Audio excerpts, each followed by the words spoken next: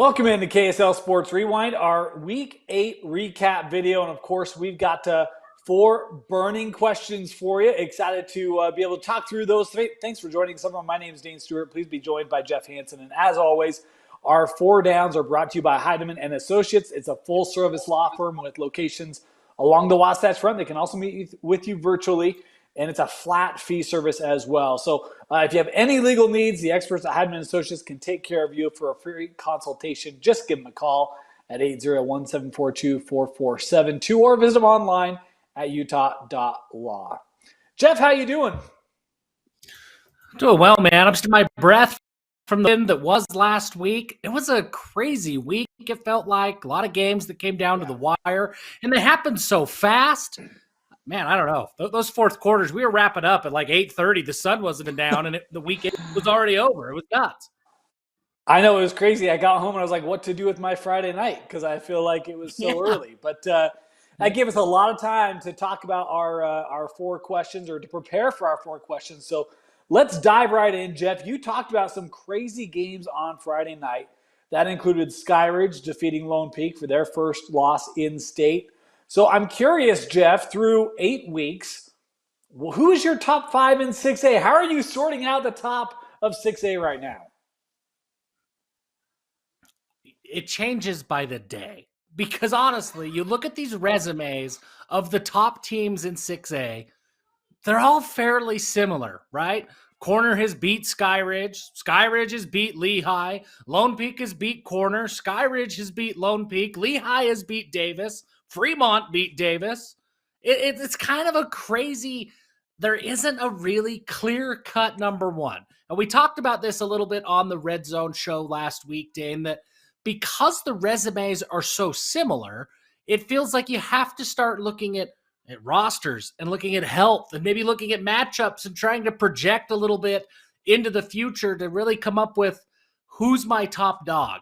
I don't think there's a wrong answer because of the resumes and because of what is earned has been so close. But here's how I rank them today. I've got number 1 at Skyridge. I think they have the most momentum right now, coming off that big win over Lehigh a couple of weeks ago and then beating Lone Peak. I think Skyridge is comfortably feeling the most confident going into the playoffs. I put Lone Peak right behind Skyridge at number 2, Lehigh at number 3. Corner's got some injury problems, and I for that reason, I got to bump them down to 4. They're still winning. They're doing exactly what a team like Corner should do. But as I look into the future a little bit, I think they've got some headwinds that we didn't anticipate coming. And then at number 5, you could go Fremont. I go Davis. I like Davis right there. Fremont's really, really close for me. I think that Davis, because they've been a little bit more tested over time, right? This is the same team that Davis was, a lot of the same pieces from a year ago. So I like Davis going into the playoffs, maybe a little bit more than I like Fremont, but Fremont did just beat Davis. So that's, kind of a hollow argument a little bit, but that's how I've got it. Skyridge, Lone Peak, Lehigh, Corner, and Davis at number 5. Boy, interesting, Jeff. I mean, look, you talk through it. This is such a difficult question because you look at and you still say Corner has the best win on the year. Now, granted, they're a different team now than they were when they beat IMG. You talk about the injuries. Those are well documented and certainly impactful. That being said, they still have handled their business in non-region and in region. Their lone loss coming against Lone Peak, which you tip the cap to Lone Peak. Their one loss was out of state prior to losing to Skyridge. The thing that makes this a little tough for me is that Corner Canyon is still winning games, and they're still doing it decidedly, even though they don't have a lot of the headline guys that they came into the season with. And the fact that I think they've continued the balance that they started this year with. I mean, you think about Brighton Brady in that run game and what we thought we were going to get from Corner. They're still running the football very effectively right now. We saw Kershawn Lee with a rushing touchdown on Friday night. There's creativity in that offense.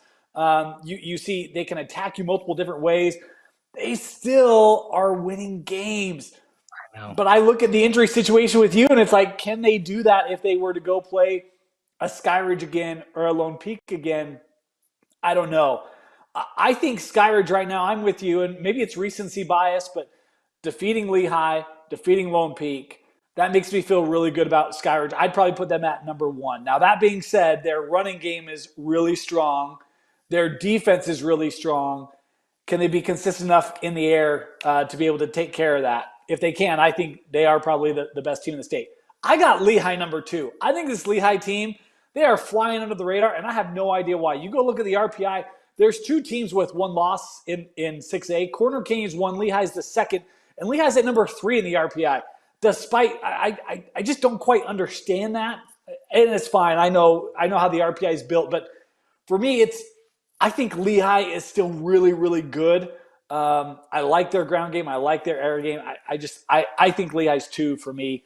I do put Lone Peak at three because they beat Corner. Corner's just right behind them at four.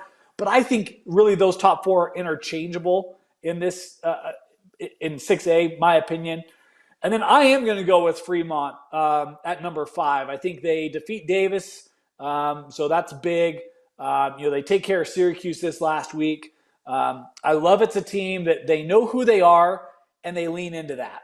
And I think that they've got a tough test this week. They got to take on Weber. That's going to be a really difficult game, rivalry game. But I got Fremont in my top five right now, which is crazy because I don't think any of us thought that Fremont would be back this quickly. But, man, they've been fantastic. Yeah. You really, I think we have the same, I'm assuming. If you have a sixth team, is it Davis at six? I mean, so you've got the same five at least, right? Well, yeah. And then, Davis is right there. I think the order will sort itself out on the field. I think those teams have clearly established themselves in some order, 1 through 5, 1 through 6, as the top dogs in 6A at this point in the season. I'm with you. Those first four, I think, are a little bit ahead of the Region 1 schools for sure right now. But really, maybe more parity and more unknowns, uncertainty, and most importantly, more opportunity in 6A going into the playoffs than in any year in the last several years. I mean, any one of those 6 teams could come out on top and you wouldn't be overly surprised. And I don't think we've been able to say that for several years. And that's the thing, Jeff, that has me so excited. I know playoffs are still a couple weeks away. That's what has me so excited because you think about the last couple of years, always been like, well, we know who's going to be in the state championship game. And we know 3 of the semifinals. We just don't know the 4th, but they're really not going to have a shot anyway. And it's not that way at all this year. It's like you've got 4 teams, and you're like, any of them could win a state championship. And then you got 2 right behind them. It's like, it wouldn't shock me if they made a run in the playoffs. And by the way, that doesn't include teams like American Fork. It doesn't include Farmington, who's looked like a different team the last couple of weeks. I think 6A, there's a lot more parity to this classification than I thought at the start of the year, which is awesome. Awesome. I think one last point. I think what's interesting about these teams, anybody can win. I think any one of those 6 teams can lose on any given Friday night too. I mean, they all have to play very, very good football in order to keep winning. And they've all shown at various points in the year that they're susceptible to speed bumps and missteps more than some of these teams have been in years past. Yeah, it's going to be more fun in the playoffs when all of the stakes are on the line and it's win or go home and everybody's playing with everything they've got. I think we're in for the most exciting playoff run that we've had in years. Probably in 6A over its duration. Again, this classification isn't very old, 6-7 years, something like that. Yeah, it very well may be. There's not a lot of, to your point, there's not a lot of teams who can just autopilot it. And I know coaches will be like, we never autopilot it. But there's never that you walk in knowing, we're probably going to win tonight. It is, you better bring your A game every Friday night. Speaking of autopilot, there's a team that has felt like they're on autopilot, and that's the Roy Royals. My goodness, they continue to just be so explosive. Their defense creates extra possessions. Their offense, you can't slow them down. They've got a big home test this week. They take on Bountiful in what looks to be the Region 5 championship. Jeff, give me your thoughts on Bountiful and Roy Friday night. The biggest question that I have is, what does Bountiful try to take away from Roy? Because if you look at the stats, they are almost identical right down the middle, 50-50 in terms of run yards, pass yards. They are pretty evenly split. Robert Young has over 600 rushing yards on the season, and he's got 430 receiving yards. Logan Sella is averaging almost just a touch under 100 yards per game. And then at quarterback, they're throwing for almost 200 yards. They throw in some trick plays. It's more than just one guy Gardner throwing the ball, more than just Drew Gardner. But even Drew Gardner by himself, just a titch under 200 yards per game. They can beat you in different ways on offense. They do a lot of different things. I'm excited to see what Bountiful tries to take away, because I think if you're Bountiful and you're looking at Roy on tape, there's too much that you can't shut them down. You just can't. So where do they think they can take one away and say, okay, let's make Drew Gardner beat us, or let's make Logan Sella beat us? They got to pick their poison a little bit. So I'm really excited to see what that Bountiful defensive game plan is. And then I'm excited to see how Bountiful offensively gets Siaki Fekitoa back into that game plan. Now, as he has come back from injury, missed a few games, and as he's come back from injury, that offense has found another gear. He's that good of a player. Emerson Geilman's been great. He's held it all together while Fekitoa has been battling those injuries, but it looks like he is 100% now. So how does Bountiful use him and get that running game going? That's an offense that needs a strong rushing attack in order to let Emerson Geilman have his way in the passing game. That's not an offense that can just line up and throw it 30 times a game. They've got to get the rushing game going. So how do they get Fekitoa going? That's the biggest thing for me. And I'm anxious to see how that Roy defense, they've had defensive touchdowns in the last 2 games. This is not a defense that just, hey, lets the offense score, and as long as we give up less than 40, the offense will bail us out. This is a defense that's pretty darn good too for Roy. How do they respond? How do they prepare for a guy like Fekitoa? I think there's a ton of storylines. Really excited for this game. It feels like a playoff game just a couple of weeks early. It does. You bring up some great points. I think the respective ground games are going to be fascinating. You talk about Robert Young.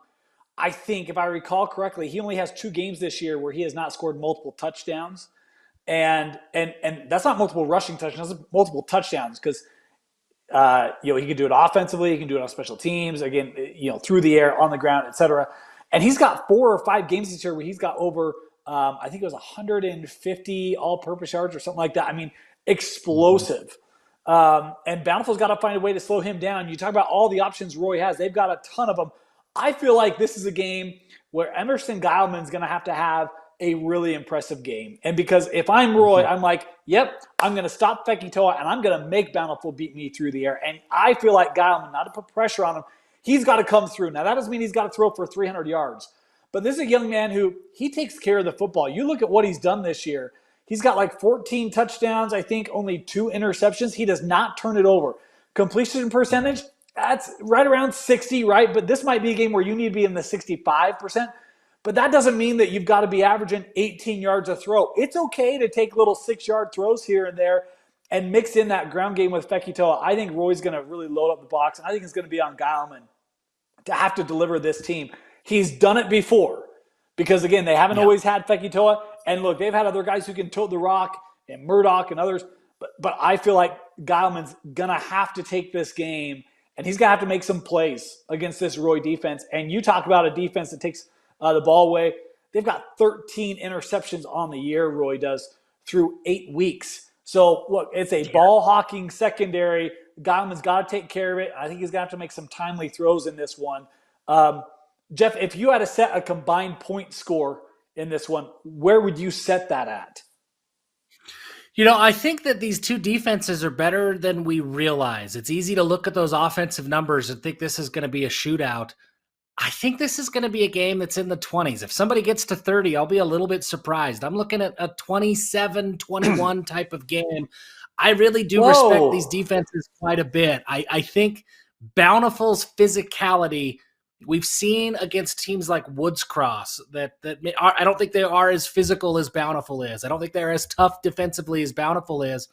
They got that Roy offense out of sorts for part of the game, not for a full 4 quarters, but for part of the game. I think that Bountiful is going to be able to punch Roy in a way that they haven't been punched yet. If that's enough, I don't know, but I do think it brings that point total down, and this is more of a defensive game than most people would think on the surface. Do you know the fewest points that Roy has scored this year, Jeff? It's in the 30s, I'm sure. Yeah, it's 33 against Woods Cross. Um, and Bountiful, they had some 20s, but those were early in the year. I'm going to go the opposite direction. I would take the over on your 27-21 score. I think if one of these teams doesn't get to 30, they're walking out with a loss. I think this is a game where you're going to have to move the football because I do think these defenses are good. But man, I think there's so many playmakers on both sides of football, and I think with Roy's versatility, if they come in believing, yeah, we don't care what it says across the name, we don't care about the helmet logo, we're going to play our game. They come in believing. I think this is a team that they're going to be really hard for defenses to slow down. I think you almost have to outscore Roy, and that's been a challenge. I think this game's got to get in the 30s if you're Bountiful, if you want to come out with a win. And if you want that to be locker room material for the Bountiful defense, by all means, guys, use it. I think this is a game that's going to be over 60 combined points. It's going to be fun. Whatever the score is, it's going to be a fun game. I do think it will be tight. And Roy's going to feel confident, right? Remember, Roy got the best of Bountiful last year when Bountiful was supposed to be the juggernaut. And Roy went to Bountiful and kind of shocked the world a little bit. Bountiful's going to be looking for some revenge, but Roy's going to be feeling really good about their chances against Bountiful. This is going to be a lot of fun.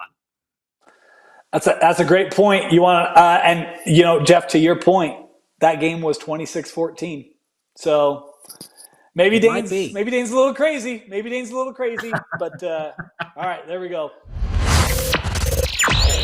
Hey, speaking of shockwaves, we also had a big, I'll call it an upset in 4A this last week because I've been high on Spanish Fork, Jeff. You know that. And they had a big lead against Provo in that fourth quarter, and the Bulldogs came back to get a 46-42 win over Spanish Fork. Jeff, what think ye of Provo? Where do you see them in 4A right now? That was a big win. That was a really impressive win, and the RPI went ahead and rewarded Provo with the third spot right behind Spanish Fork. Doesn't make a whole lot of sense to me, but that's what happened. And so if I look at 4A, I think right now, I don't think it's a hot take to say the Ridgeline is the cream of the crop. They're in a tier of their own. And then for me, I'm still looking at that Crimson Cliffs team and saying that experience, they're probably the top of the next tier. Now, there might be some other teams with them. I don't think they're in a tier of their own. But I think Crimson Cliffs for me is the team I don't want to play at all in the playoffs. And then after that, I think Provo's right there. And I think Provo, they could probably take it to Crimson, and that would be a really, really good game. I think any of these teams can compete with each other. I think Ridgeline they're just otherworldly. They're the Death Star this year that just is annihilating everybody that's in their path. But after that, I think Provo's got as good of a chance as anybody else. They're right there with Crimson Cliffs. They're right there with Green Canyon and with Spanish and Skyview. And we've seen some of these 4A teams, right? That Skyview win over Orem. These are talented teams. So that second tier is not anything that anybody can take lightly. Stansbury is there. Timpanogos is 7-1 at the end of the day. So maybe they've got a chance. But I think that Provo, they're right there with Spanish Fork, with Skyview, and with Crimson Cliffs. For me, that's probably that next tier. Okay. This is crazy. I still don't know what to think of Provo. And here's the thing. I'm big on Spanish Fork. Man, Provo getting that win, I'm like, okay, I'm a believer. But I don't know where to put them because I look at, some of their games, lost a couple of non-region games, then they get in Region 8. They beat Timpanogos, which is one of the highest scoring teams in 4A. I think they're the second highest scoring team, I believe, behind Ridgeline. I'm just double checking that. Yeah. Jeff, this is crazy. All right. If you look at the points scored, I just checked this out. Timpanogos has scored 2 less points than Ridgeline on the season. So that's how good that offense is. And Provo beat them by 2 possessions. Then Provo has to take on Spanish Fork. And I think that Spanish Fork offense is legit. They got all sorts of options. And Provo has to come back to get that win. So I'm kind of like, man, this Provo team is a lot better than I thought. But I still watch it. And I'm like, but am I really ready to go in on Provo? I don't know yet, which I know probably is going to make Coach Chambers and that Provo squad super hangry. And again, if you want bulletin board material, by all means, throw it up. I think this is a team you have to take seriously. Now, when they play a high potent offense like like a Ridgeline. Can they keep pace enough? I don't know. But I do think they are probably the least, man, what's the right word? They do not get enough talk for how good they are. They are the Yeah. least publicized, really good team in 4A.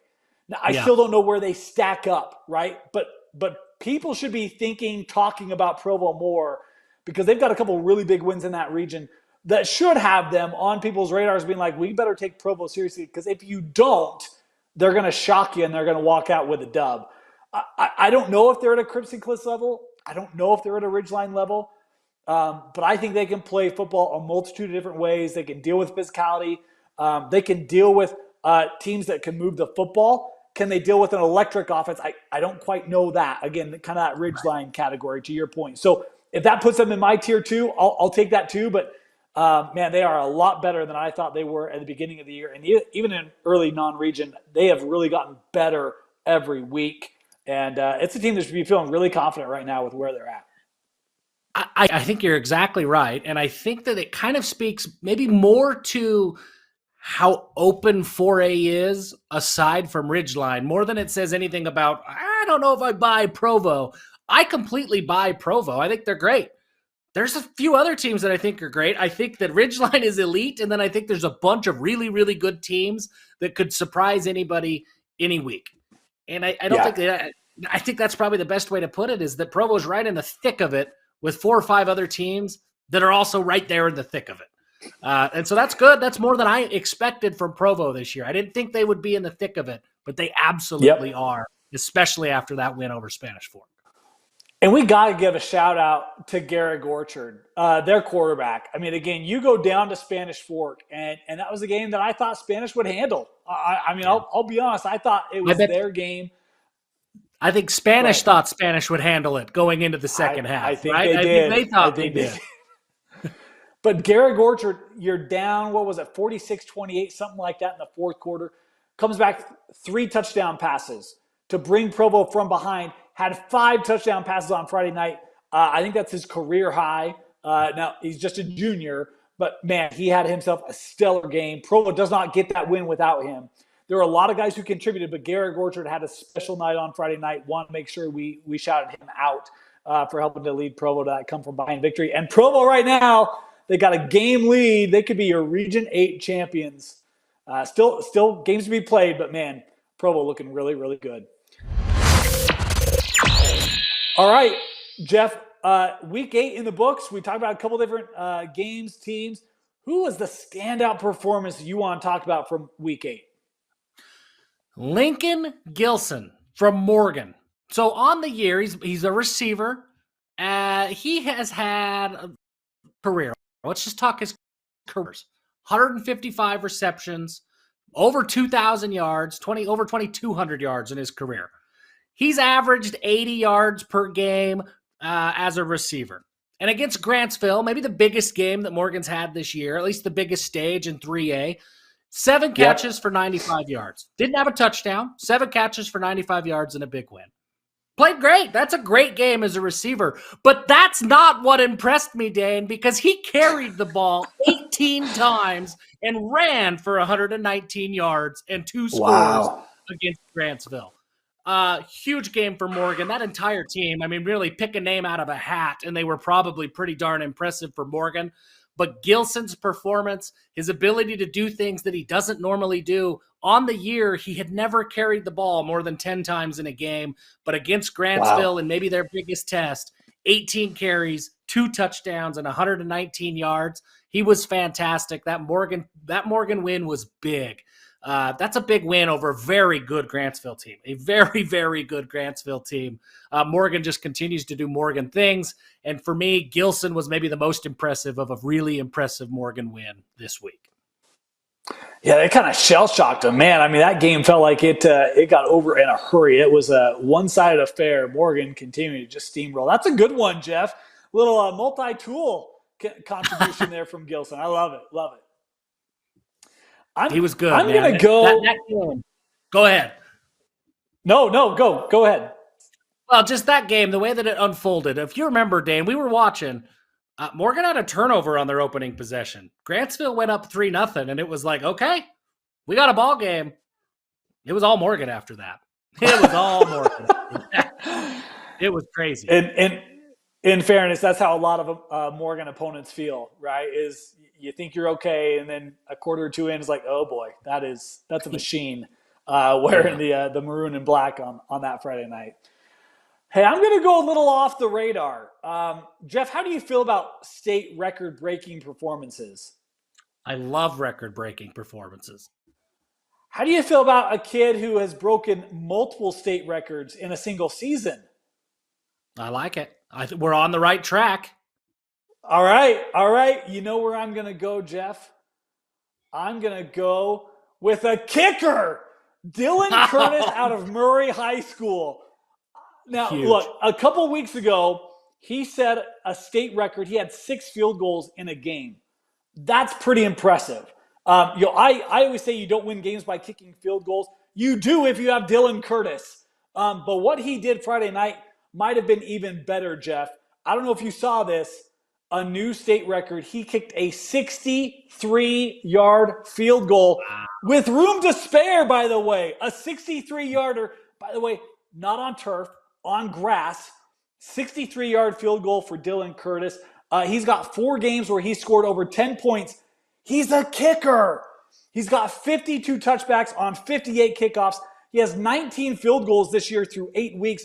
He's one shy of the most field goals in a single season. So he's got the most field goals in a single game, the longest field goal in state history, and probably in week 9, he'll break the record for the most field goals in a single season. Dylan Curtis at Murray. We don't talk about kickers a lot, and I talk about him even less now that I'm not with Moose all the time. But Dylan Curtis had himself a performance, a kick that has never been seen in this state before. And, man, he continues to have an impressive year for Murray, and his name is going to be littered across the record books. I had to get that in there. We missed it on our top 5 this week. We didn't get that one sent to us in time. Had to get it on our rewind here on this on our weekly recap. Dylan, congratulations, man! Impressive kick, impressive play, and heck of a year for the kicker at Murray. The only quibble, Dane, you got to refer to him as his real title. It's not just Dylan Curtis. It's Army All-American Dylan Curtis. Yeah. He's headed to the Army All-American game. Huge. Absolutely phenomenal. I'm not one to talk too much about kickers, but kickers who break Moose Bingham's records, man, they're high in my book for sure. Jeff, I had to set you up on that one because I know your philosophy. I figured you'd make an exception for Dylan Curtis this week. Yeah, for sure. He's been special. He's been phenomenal. He's been absolutely unreal for Murray. All right, Jeff, it's time for, speaking of kickers, our extra point, our extra question. We've got some big-time matchups in Week 9. Which of these games are you most excited for? I've got 6 of them for you. We already talked about Bountiful Roy. We're not going to include that because we already talked about that one. Lehigh Lone Peak. Weber at Fremont. Maple Mountain and Timpview, Corner taking on Bingham, Kanab and Duchesne, or Ridgeline and Mountain Crest. There are some good games on that slate. I'm really kind of curious about Corner. Maybe the most curious, maybe not most excited for it, the most curious for Corner and Bingham. Because how does a new look Corner offense play against a Bingham defense that has been very tough? Charger Doty in that defense, Mawala on the defensive line. That's a tough test for a Corner offense that has lost so many of their big name playmakers. Mm-hmm. Weber at Fremont is the game I'm most excited for. And for me, it's the Celesi Moa game. I mean, he's a guy who was at Weber a year ago, transfers to Fremont. These two teams already don't really care for one another. Now they've got a lot of region implications. Fremont's feeling good. They've had some big wins. I can promise you that Weber is going to want to derail all of that fun that's happening out there in Plain City. And then they've got the juice of, hey, one of their guys is now playing for the other guy. I think that there's a lot of storylines in that game. That's going to be a ton of fun. With so much at stake for Fremont, I think that's the game that I'm most excited for this week. Not only one of their guys is playing for the other guy, you could argue like one of the pedigree names of the program over the last 8 years is now playing for the other guy. There's yeah, that's going to be a tense game on Friday night. I really like that corner Bingham matchup. Bingham's defense has been great all year long. I think that's a chess match game to me. I'm really interested to see how that one plays out. Maple Mountain Timpview. Maple Mountain lost a couple weeks ago to Orem. That took some of the glimmer off of this game, but there's a lot at stake in this one. You think about a Maple Mountain staff had a lot of connections to Timpview, and now they're miles down the road. They're trying to build a program in Maple Mountain. They're 7-1 on the year. We talk about a team in 4A in Provo who doesn't get talked about. Maple Mountain is that team in 5A. This is a team that is structured. They could put together a big run in 5A, and 5A is just as open as 6A, folks. Maple Mountain could very easily get to Rice Eccles and find themselves in a state championship game. And if they can go take on Timpview and get a win against Timpview, to me, that's the shot across the bow of 5A of saying, guys, we're here. We may have lost to Orem. Remember, they were up big in that game. And I think this Maple Mountain team is extremely scary. And Timpview, with how good they've been with Rasmussen and Pula and Ambrosio, it's a littered Timpview roster. Maple Mountain's defense has been better. Maple Mountain's offense has been better, at least statistically. This is one for me that I'm really, really interested in. I think there's a lot of off-the-field storylines. It's going to be a heck of a physical battle, and one that's really important. Timpview's got to win this. If they want to have a shot at a region championship, they'll take on Orem in week 10. So Timpview's got to go Maple Mountain, then Orem back-to-back. That's going to be an extremely tough way to close out the year. Could be a great propeller for Timpview preparation for that game against Orem, or could put Timpview where they're in a must-win in week 10. That Maple Mountain Timpview game, to me, is all sorts of exciting. It's going to be a game that the trenches, I'm always talking about the trenches, but Maple Mountain's got a couple of defensive ends that they get after quarterbacks, and that's what has slowed Timpview down, is when the quarterback is under pressure this year, that's when that Timpview offense has been out of sorts. Maple Mountain absolutely has the hogs up front to make that a game that's a lot more of Maple Mountain's preferred style of play than Timpview's preferred style of play. Yep. It's going to be a good one. Critical game in Region 7. I loved your pick too, Weber-Fremont. That's going to be a juicy one as Fremont tries to hold on to first place in Region 1. Jeff, any other notes, anything you got for them in preparation for games this week? Just the weekly plea, get out there, go support these guys. It's so fun every week, and it only gets more fun as the playoffs get closer. Get out there, support these guys playing for our communities. It's a ton of fun. I've never met anybody who has said, boy, sure wish I didn't go to that game on Friday night. So get out there and go check it out. Well, and here's the thing. I don't know about you all. I can't get out to a game on Friday night because I'm in the studio with Jeff. We're doing the Red Zone. This week, there are games on Thursday night and Friday night all across the state. So if Friday nights generally don't work for you, you got some other commitment, I get it. I do too. Thursday night, there are games out there. I'll be out at a game Thursday night. So multiple opportunities this week. Great games on Thursday night. Great games on Friday night.